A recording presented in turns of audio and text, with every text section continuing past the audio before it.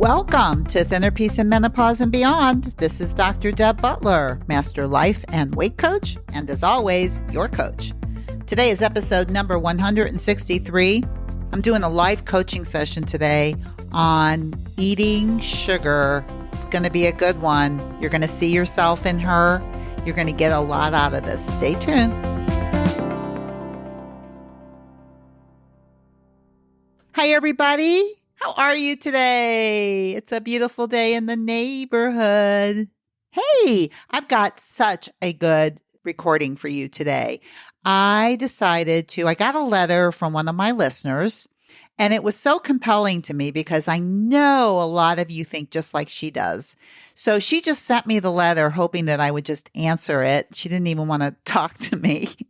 And I sent her a letter back and asked her if she would like to be coached live. And she sent me a letter back and said she was a little nervous about it, but she would do it. Her name is Cynthia, and we have never met, but I want to read the letter that she sent before you hear me coach her, just so you can see a little bit of her background, and then she'll tell you more about it. But what I really want you to see is how coaching can be so helpful, and how no matter what you think you know about yourself, you really can never know because it's very, very difficult to coach yourself. So I have a feeling that you will see yourself in her, which is why I put her on.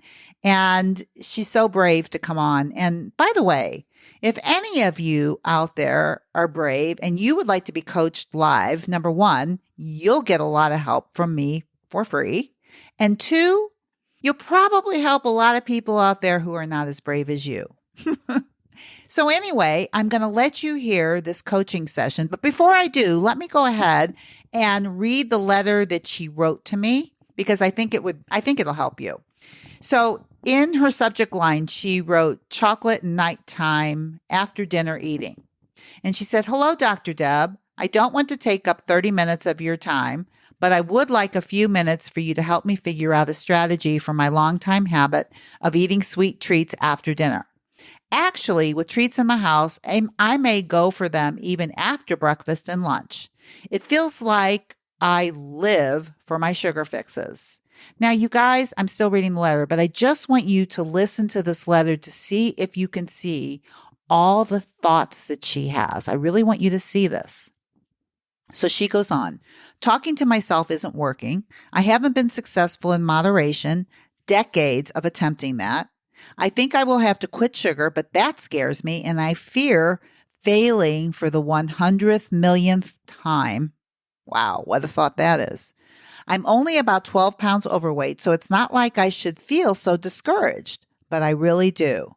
Yeah, thinking all wrong thoughts, I'm sure. P.S. I've been a runner for 40 years. Running was one of my greatest joys. I don't mind slowing down with age, but extra weight sucks the life out of my running happiness." That's her letter. Do you hear all the thoughts in there? Did you hear that last thought?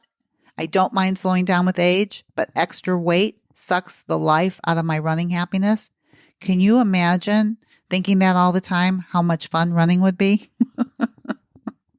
So anyway, stay tuned. I want you to hear this coaching session. I think it was brilliant. I think she had a lot of aha moments, and I think you will too.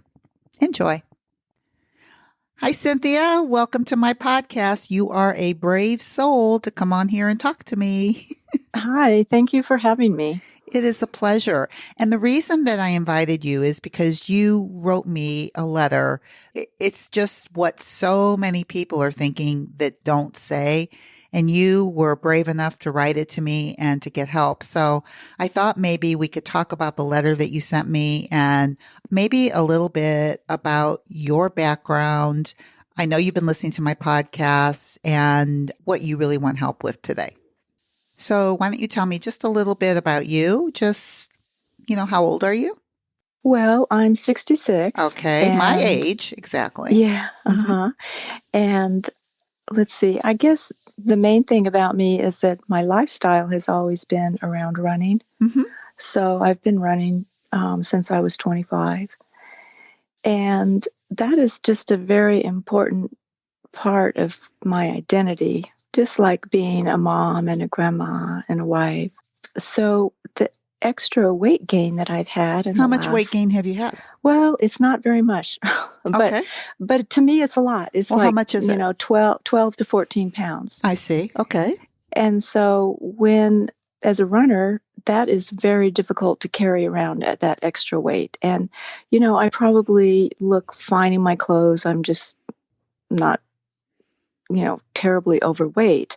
But in my mind, it's a big detriment because it makes it so hard for me to enjoy my running, which is part of who I am.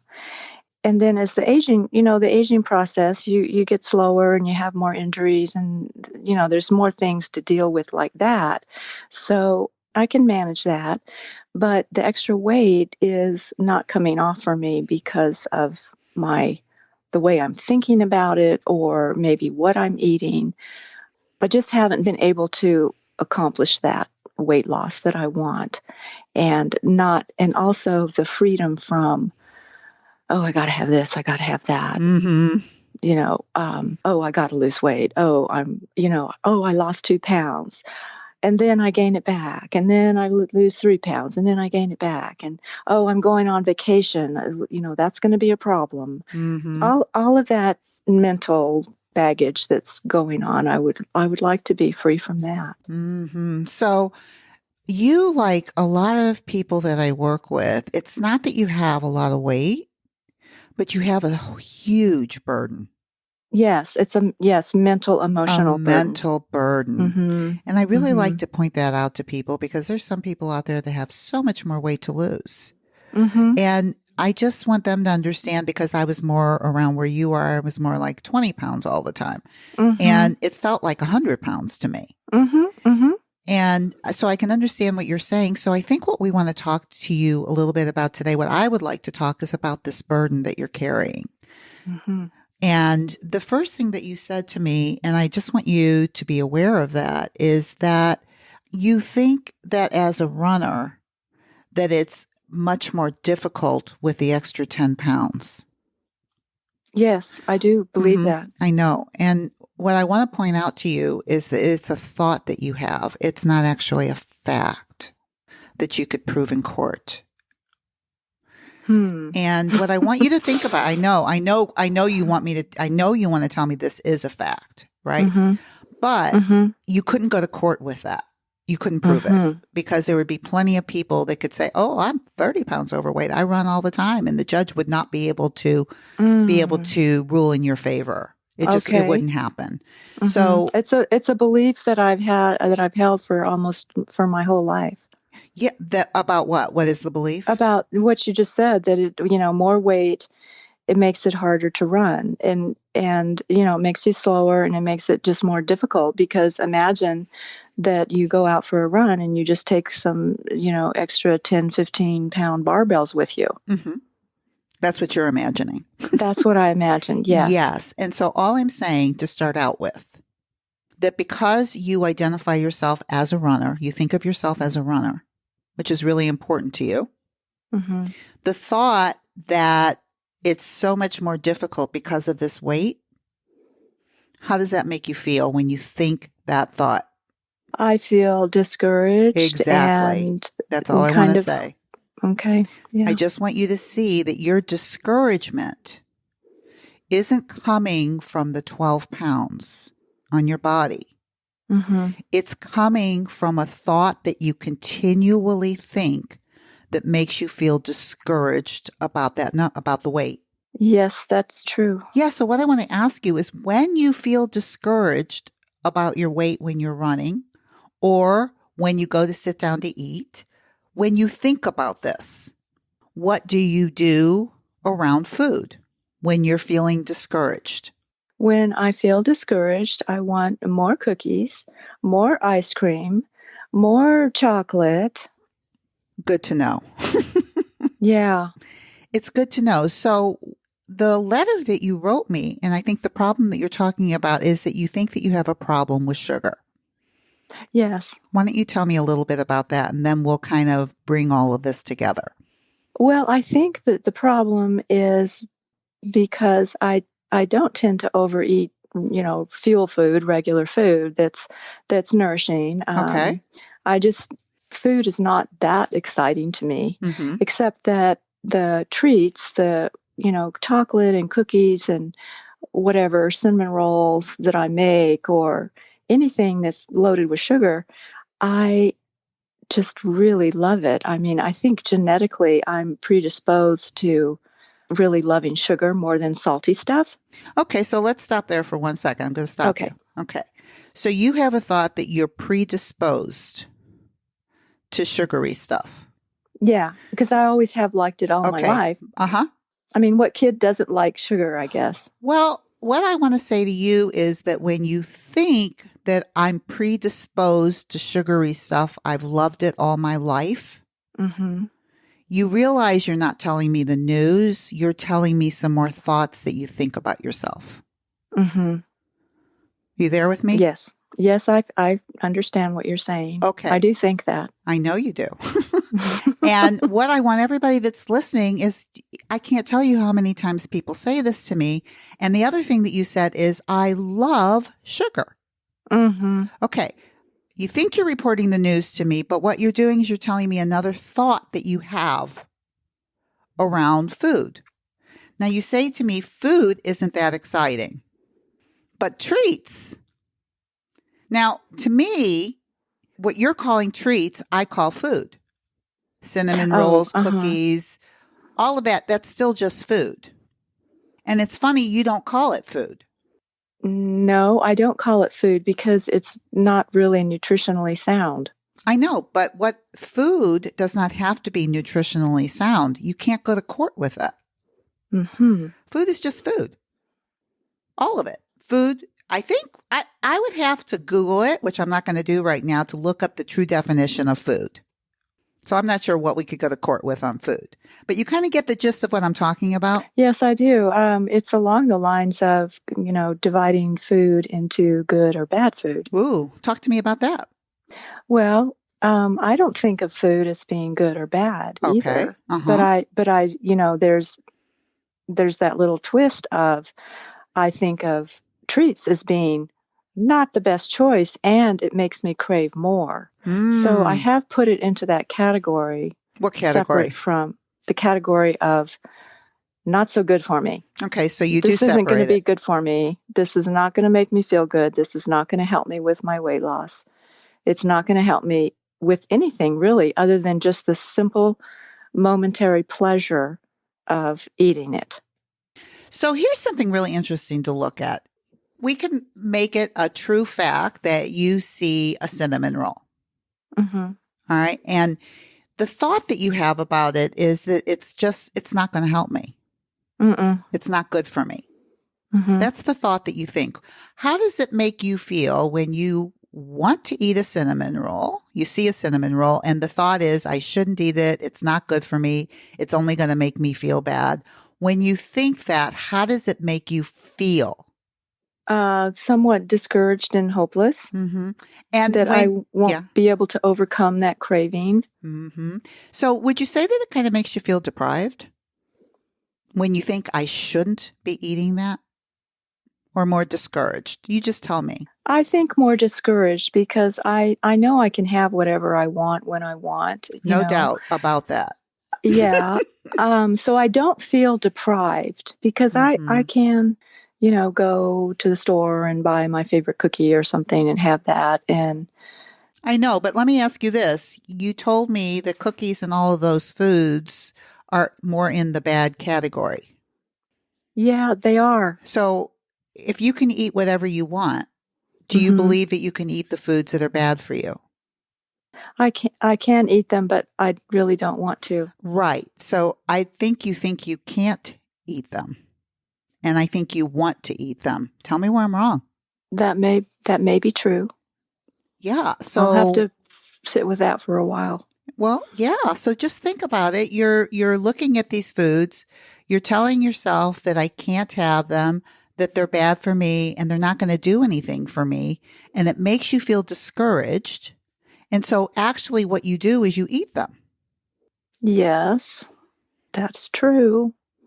So obviously those thoughts that you're thinking, I think you're thinking them because you think it's going to help you.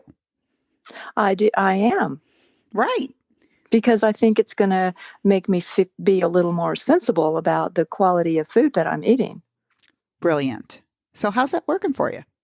You know, over the decades, not so well. Right. So, maybe the problem isn't the food. Maybe the problem isn't even the sugar in the food. Maybe the problem is the thoughts in your head. Okay. I'm quite aware of my thoughts. I'm not aware of how they're not serving me. Well, when you think, I shouldn't be eating those and those are bad for me, it sounds like a logical thought, right? Except the way that it makes you feel is discouraged. It doesn't help you. It doesn't empower you to not eat them. It encourages you to eat them by the discouragement. Whoa. Wow. See, the problem is we think thoughts like it sounds like such a great thought. Like I shouldn't be eating those.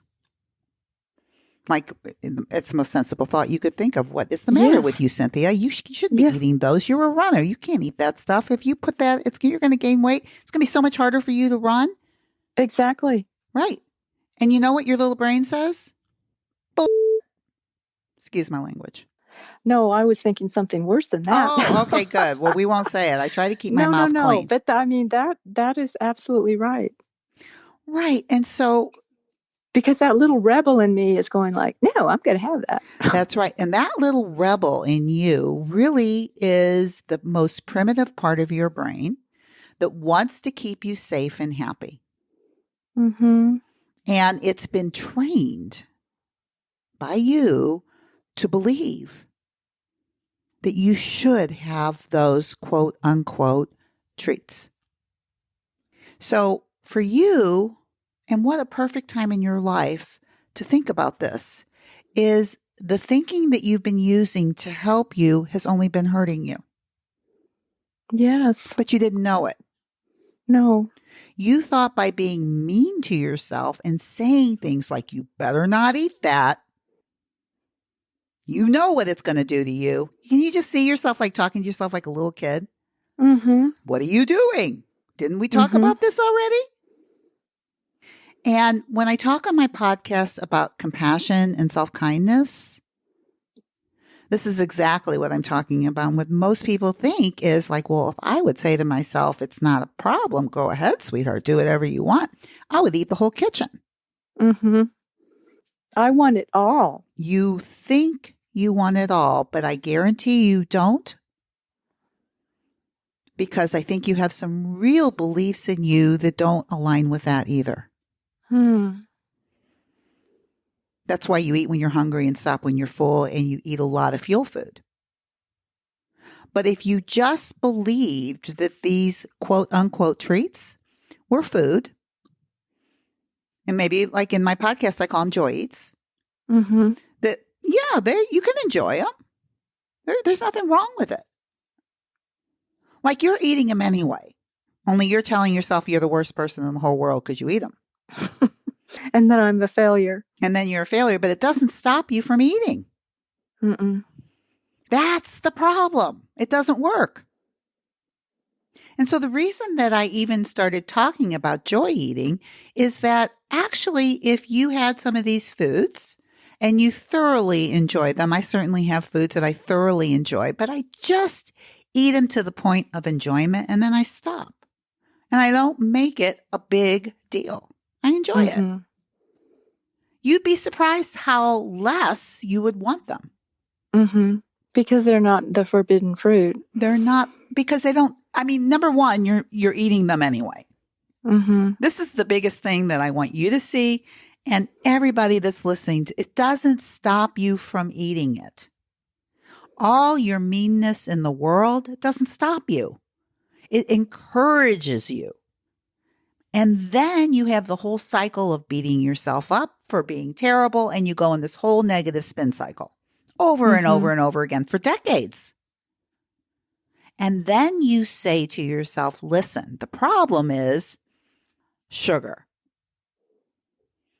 The problem is I'm predisposed to liking sugar. Mm-hmm. Then you start blaming it on the food. And as long as sugar is the problem and it holds the power over you, you have no power. Well, so what is coming up for me with that is that there's, the physiological reaction of your body to sugar is to make you want more. True. But you also have a prefrontal cortex that's stronger. You can think. Mm-hmm. So, for instance, if you eat whatever it is that you like, a cinnamon roll or whatever, and it tastes delicious, how many of them do you eat? Usually 2. 2. Why don't you eat 25? Well, they don't taste good after that. Because you stop Second yourself. one. Yeah, because something stops you. So there is more power than you believe. Mm-hmm. Otherwise, you would just keep eating and eating and eating forever. So I've kind of given sugar the power over me. It seems that way, especially when you think how much you love it. Are you married? Mm-hmm. Yes. Mm-hmm. Okay. Do you love your husband? Yes. Okay. Well, why would you put sugar in the same category? Because you said you love sugar. Because sometimes it's more fun than he is. Oh, lovely. So it's a wonderful, honest. It's a pleasure. It's a pleasure. Okay, but let me ask you this. Okay. Does loving sugar give you the results that you want? No. Does loving your husband give you the results that you want? Yes. Right. Yes. And that's why we always look at our thoughts and we look at what they're giving us, because that is very useful to decide, do I or don't I want to continue to use these thoughts? Do they serve me or not? And loving sugar isn't serving you. The thought of loving sugar isn't serving you. No, it is not serving me. And my mind has kind of got into a little twist right there. Yeah, tell me. Well, so it's not serving me, and I have known that. Okay. And I've tried. So all of my thinking has been in the effort to stay away from sugar, or to at least moderate it so that I, don't overdo it. Mm-hmm. And so, and then since I've been trying to moderate it or stay away from it, the way that I'm thinking about it is wrong. I'm really struggling here with how to describe how I put the sugar into this separate category of kind of the not forbidden, but no, we need to stay away from that. That's not good for you. Mm-hmm. You really need to cut that out. Mm-hmm. So that's been my thinking. But what you're telling me is that my thinking about that has led me to this whole problem in the first place. Well, what do you think when I'm telling you? So thinking about sugar, that I shouldn't have it and I want to stay away from it, has made me want it more. Well, that seems to be your result. Yeah. From that thinking. So if I were to think, I can have the cookie or cinnamon roll or whatever, when I want it after dinner, sometime when I'm just wanting some treat, it's fine. Yes. Well, it's all fine to begin with because you do it anyway. Uh-huh. So part of, I think, what we're talking about is that you said to me that you think you can have anything you want. I do. But you don't think you can have anything you want because you don't think you can have that. And what if you believe that you could eat anything you want and all of that is all in the same category? It's just, what do you want? Do you really want it? Well, I think I really want it. I know you do because of the thoughts that you see. Like, I think you're up until this point of talking to me, I don't think that you saw these thoughts as thoughts about your sugar. I think you saw them as reality, as facts that were unchangeable. Yes, because it seems like I've proven to myself that they're That's all. facts. Because Yes. because I think if I have two cookies, then I need to have, half of the bag or even the whole bag, Mm-hmm. by the end of the day. Mm-hmm. Why do you And think that's that? what I think. And I do that. Tell me why you think that. I think that because that's what I've always done. Uh-huh. And so that's the result, right? Of eating a lot more cookies than you intended, right? Hmm. And Yeah. the reason for that is because you thought something about that when you started. I thought I shouldn't have more than a one or two. Yes. Oh. Yes. It And sounds so, like such a great thought, doesn't it? yeah, it really does, because it's like the good parent, with the Yes. child. Yes. So, in order to be a good parent to myself, I would need to think, what? I'm getting stuck with that. Well, starting to be a good parent to yourself, just like if you were wanting to discipline a child who really wanted something. I really want it. What are you throwing a fit? Mm-hmm. Okay. The worst thing I think you can do with a child that's throwing a fit is yell back at them True. and scream at them and Mm-hmm. tell them, how many times did I tell you? And blah, blah, blah, blah, blah. And they're already screaming. Yeah. And what I would say to a child would be, oh my gosh, I know how much you want that, but we'll have some later. And you calm them down. Yeah. Like it's not the end of the world, sweetheart, here. You can Mm-hmm. have it again. I promise you. Just not now. Mm-hmm. But it's like you start calming yourself down because now we're getting into the field of urges because what's happening is like when a kid's screaming for something, it's because the urge is so strong.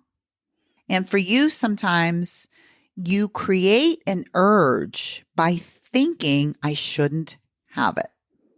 Mm-hmm.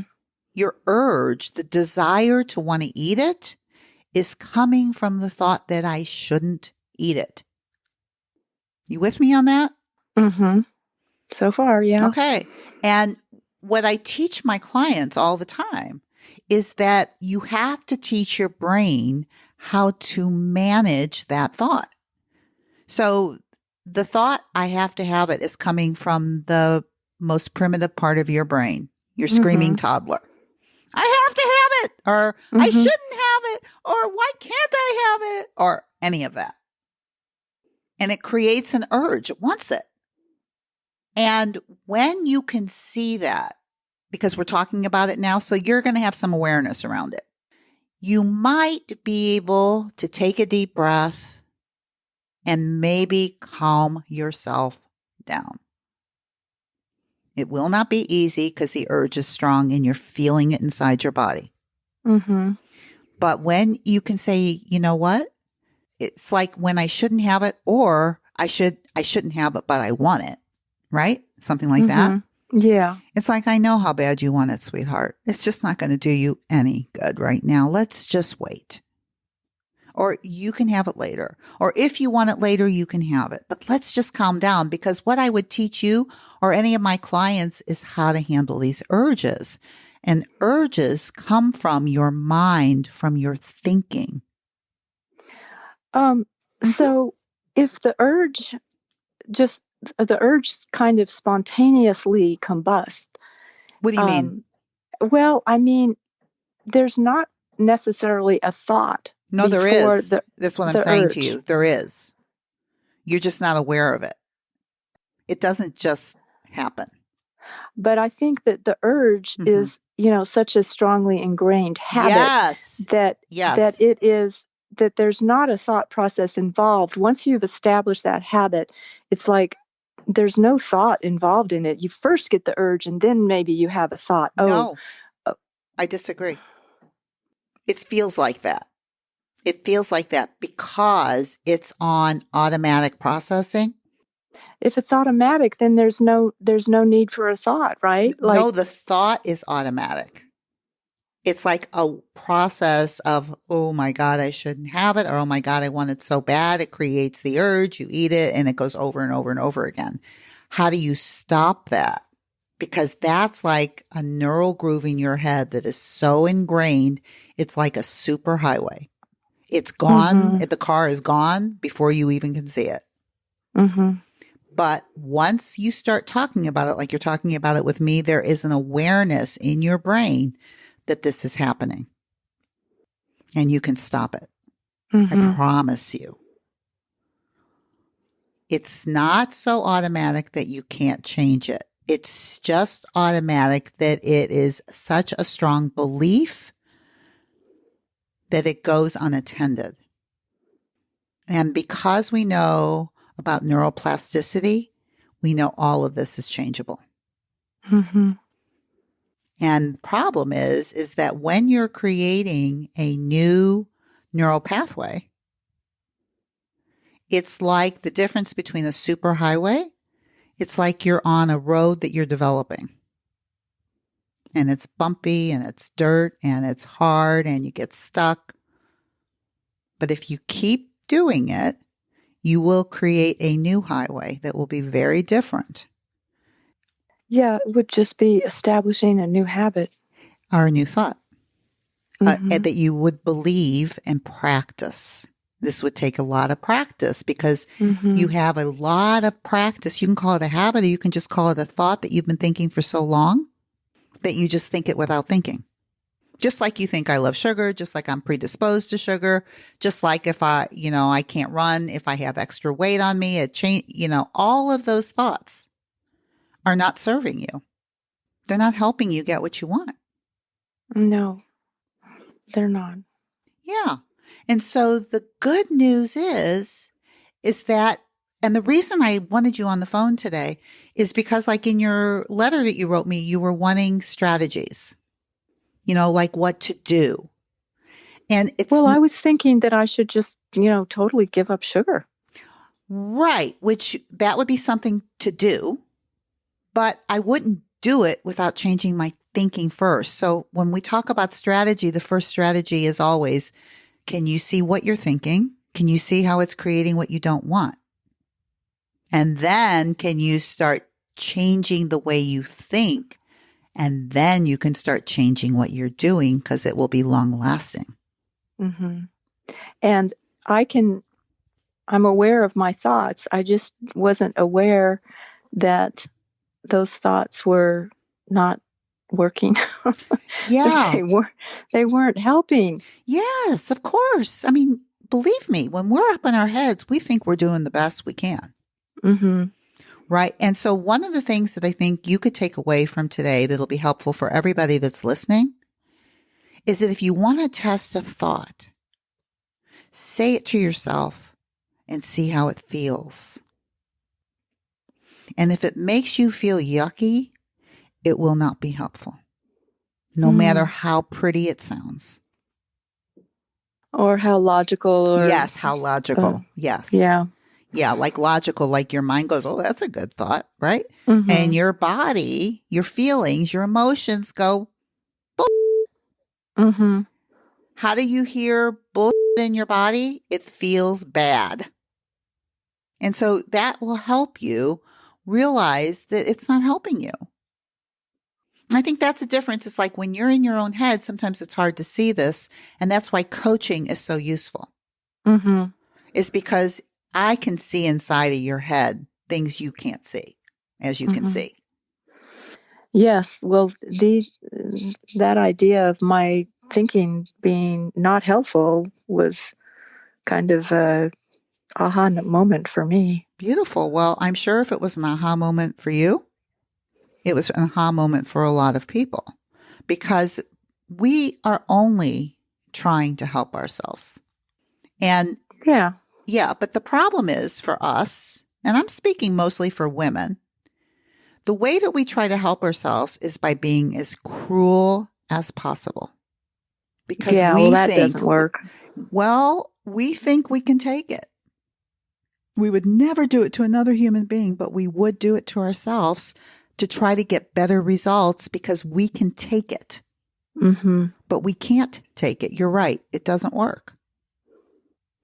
So when you get off this call with me, the best strategy that you can have is to go back and listen to this recording.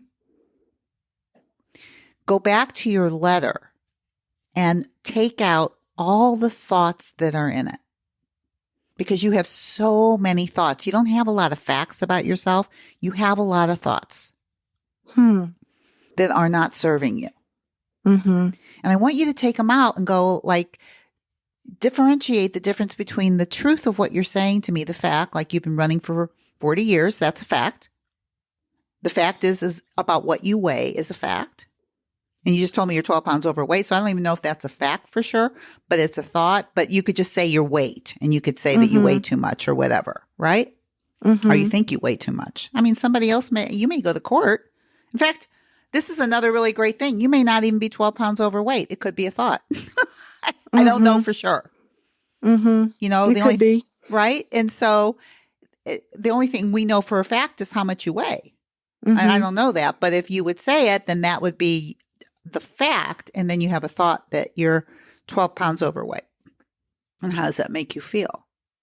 But I'm getting a little, I'm starting to get into all kinds of thoughts. But it's just something really interesting to look at, even when you think of yourself as overweight.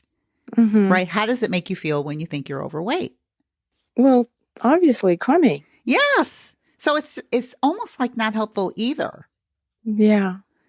You know, because there's so many good things that you do for yourself. And it's like, if you're, I don't know, like if I'm with my kids or if I'm just talking to you, I try to help you see the good things. Do you help yourself see? Yeah, I don't do that. I know. But but you feel crummy about yourself because of how you think about yourself. That's the only reason you feel so crummy. Do you think that you would take better care of yourself if you felt better about yourself? I think I would not feel driven to eat so many treat things. Yeah. I think. Yeah. Like, I think you think that if you take the 12 pounds off, you'll feel better.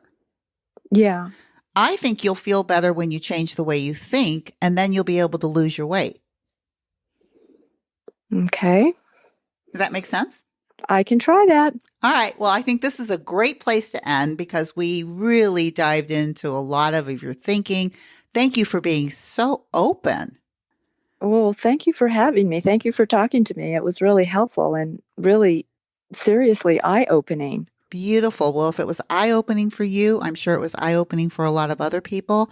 And I really just want you to see the value of coaching. Yes, I do. You know? I do. Beautiful. Beautiful. Well, thank you so much, Cynthia, for being on the program, and keep listening. And you have some work ahead of you to do, which is just rearranging your mind a little bit. I'm going to work on that. Thank you, Cynthia. Thank you. Well, I really enjoyed doing that interview with Cynthia. And like I said in the beginning, I really appreciate her courage to come on. She had a lot of aha moments. I hope you did too. And I want you to see that you have a lot of thoughts that you're using that sound good. Like, I shouldn't eat that. You shouldn't eat that. That's bad for you. That's going to make you feel bad. But what I want you to get from this coaching session, that the thought can sound good, but if it makes you feel bad, it's going to cause you to do something you don't want to do. Cynthia showed that perfectly. I hope you got that. If you're thinking a thought that sounds good, that makes you feel bad, that's not a good thought for you. It will not serve you. It's a great question to ask yourself. Is it serving me? Is it giving me the results that I want? You could see with Cynthia that as much as she told herself how bad it was for her, the only thing she did was eat it more. It didn't matter. So I hope you got a lot out of this coaching session. And listen, if you want to be coached live with me, send me a letter to Dr. Deb at drdebbutler.com.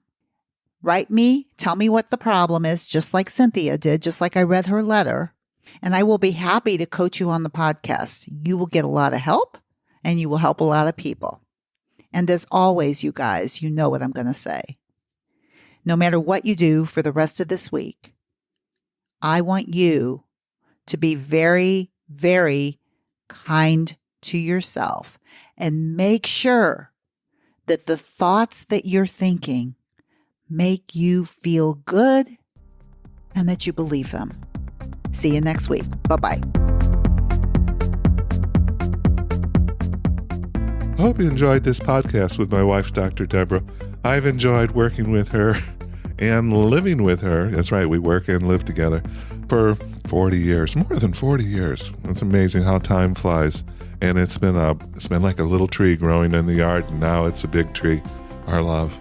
So I would like to invite you to correspond with Dr. Deborah. Go to iTunes, drdebbutler.com/iTunes, and you can review the show, and you can even give some helpful suggestions on what you would like to talk about in the future to accomplish your mindfulness and your journey into mindfulness. Thank you.